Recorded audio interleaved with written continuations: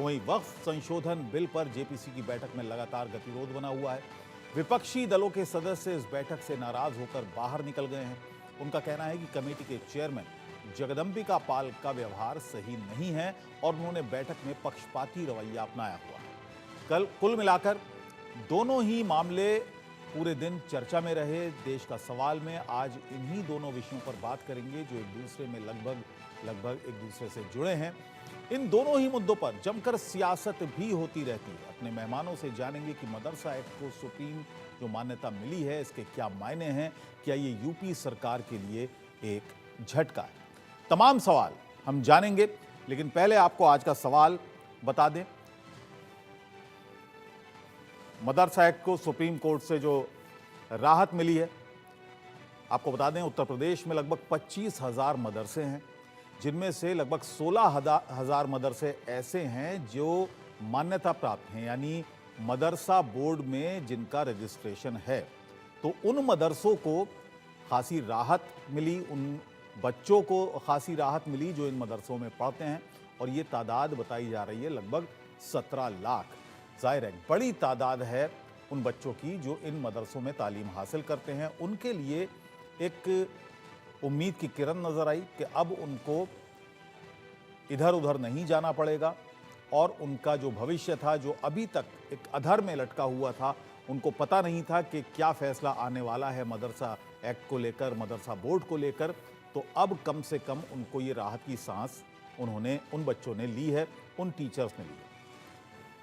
25,000 मदरसों में लगभग 16,000 मदरसे हैं जो मान्यता प्राप्त हैं, यानी जिनका रजिस्ट्रेशन है, और लगभग 550 मदरसे ऐसे हैं, 560 बल्कि मदरसे ऐसे हैं जिनको सहायता भी मिलती है, यानी सरकारी सहायता मिलती है। 16,000 में से 560 मदरसे ऐसे हैं।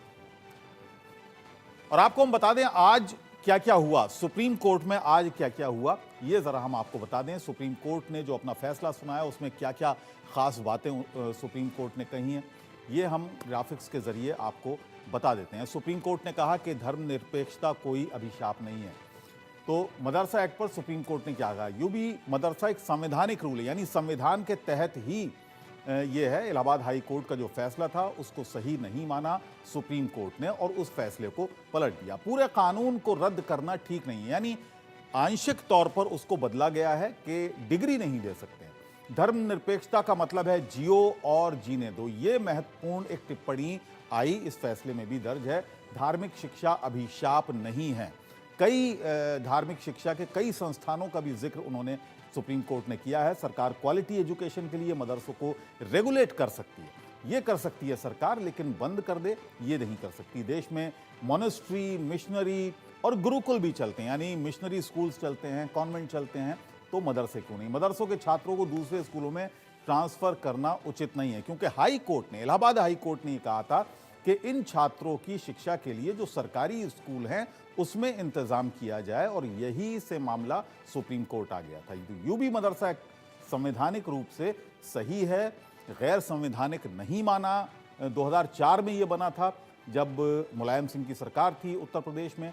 इलाहाबाद हाई कोर्ट के फैसले को पलट दिया था। इलाहाबाद हाई कोर्ट ने कहा था कि सरकार ये काम करे कि यहाँ पर जो छात्र पढ़ते हैं उनका इंतज़ाम करे, शिक्षा का इंतज़ाम करे और सरकारी स्कूलों में इंतज़ाम करे। अब आपको बताते हैं संवैधानिक बेंच में सुप्रीम कोर्ट की कौन कौन था। चीफ जस्टिस DY चंद्रचूड़ जो कि हाल ही में रिटायर होने वाले हैं, यानी 13 नवंबर को रिटायर हो जाएंगे।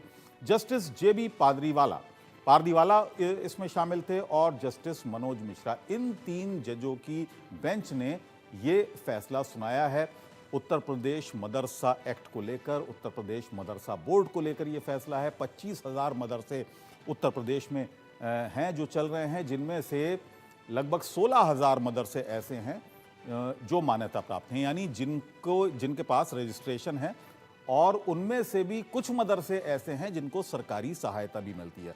लगभग 560 मदरसे ऐसे हैं जिनको सरकारी सहायता मिलती है। अब इस पर क्योंकि सियासत होती रहती है, चाहे वक्फ मामला हो वक्फ बोर्ड का, या मदरसा एक्ट का मामला हो, मदरसा बोर्ड का मामला हो, इस पर सियासत भी होती है। आपको याद होगा उत्तर प्रदेश सरकार ने इस पर एक टास्क फोर्स बनाई थी जो पूरी जांच कर रही थी और ख़ास तौर से जो नेपाल बॉर्डर से सटे हुए इलाके हैं, जो ज़िले हैं, उनमें जो मदरसे खुले हैं उनकी ये जांच हो रही थी। लगभग 13,000 मदरसों को एसआईटी ने जो अपनी रिपोर्ट दी थी उसमें पाया था कि इसमें लेन देन को लेकर कुछ घालमेल था। तो तमाम इस पर सियासत होती रहती है।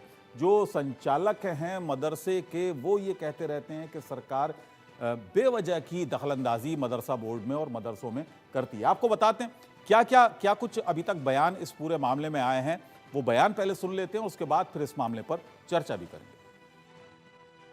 यूपी मदरसा एक्ट संवैधानिक है या असंवैधानिक, इसको लेकर आज सुप्रीम कोर्ट ने फैसला सुनाया है और मदरसा एक्ट को संवैधानिक बताया है। ज़्यादा बात करने के लिए मौलाना खालिद रशीद फिरंगी मैली हमारे साथ में है। सर, बड़ा फैसला आया सुप्रीम कोर्ट का। इस सुप्रीम कोर्ट के इस फैसले को हम लोग वेलकम करते हैं, जिसमें कि सुप्रीम कोर्ट ने उत्तर प्रदेश मदरसे एक्ट को कॉन्स्टिट्यूशनल करार देते हुए हाई कोर्ट के इस फैसले को रद्द कर दिया है। और जाहिर सी बात है, हम लोग ये मदरसे मुल्क के कॉन्स्टिट्यूशन के आर्टिकल 30 के तहत रन कर रहे हैं और इनको रन करने का हम लोग को पूरा हक और इख्तियार हासिल है। फिर जो उत्तर प्रदेश मदरसा एक्ट है वो खुद उत्तर प्रदेश की हुकूमत ने बनाया था, तो वो किस तरीके से अनकॉन्स्टिट्यूशनल हो सकता है। बहरहाल कोर्ट के इस फैसले के बाद हज़ारों नहीं बल्कि लाखों की तादाद में खुसूसन वो लोग जो कि मदरसे से वाबस्ता हैं, चाहे टीचर्स हैं, स्टाफ हैं, स्टूडेंट्स हैं, उनके घर वाले हैं, उन्होंने आज राहत की सांस ली है। मदरसा एक्ट के लिए तमाम तरह की बातें होती रहती थी, तमाम सियासी इसमें पार्टियां भी हिस्सा लेती थी। आप लोगों ने बड़ी जद्दोजहद की। नहीं, हम लोग मुबारकबाद पेश करना चाहते हैं अपने तमाम एडवोकेट्स को, जिन्होंने कि पूरे मेहनत और स्टडी के साथ अपनी बात कोर्ट के सामने रखी है। और कोर्ट के इस फैसले के बाद हम लोगों को पूरी उम्मीद है कि अब इंशाअल्लाह हम लोगों को तालीम देने के अपने सफ़र में कोई रुकावटें पैदा नहीं की जाएंगी। अब इस फैसले के बाद मदरसों में तालीम जो है वो लगातार चलती रहेगी, किस तरह की इससे तरबियत आगे दी जाएगी? नहीं, हम लोगों को हाँ मदरसों में, जैसा कि आप लोग जानते हैं, इस्लामिक एजुकेशन के साथ साथ मॉडर्न एजुकेशन से रिलेटेड भी सब्जेक्ट्स पढ़ाए जाते हैं और हर इंस्टीट्यूशन में ये गुंजाइश रहती है कि वहाँ के और इम्प्रूवमेंट किया जाए। सुप्रीम कोर्ट के इस फैसले का स्वागत करता हूँ, वेलकम करता हूँ।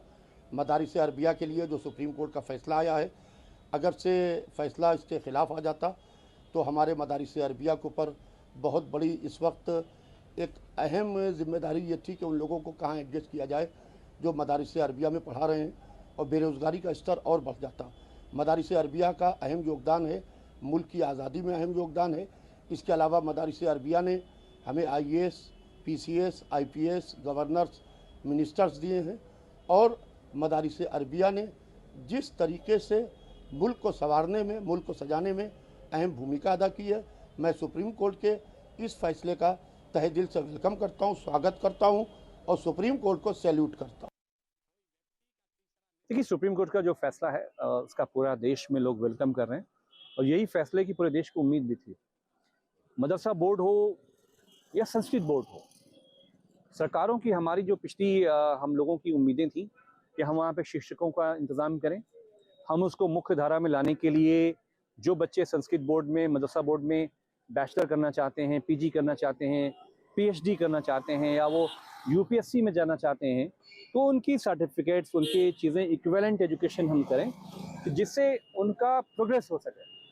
और सरकार ने कहा कि साहब पूरे देश के जो आतंकवादी हैं वो मदरसे में पढ़ते हैं, लेकिन मदरसों में जो आबादी मुसलमानों की वो 1.5% पढ़ती है, और वो भी ऐसे बच्चे हैं जिनके माँ बाप नहीं हैं, जिनके पास मतलब पढ़ाई का पैसा नहीं है, खाने का पैसा नहीं है।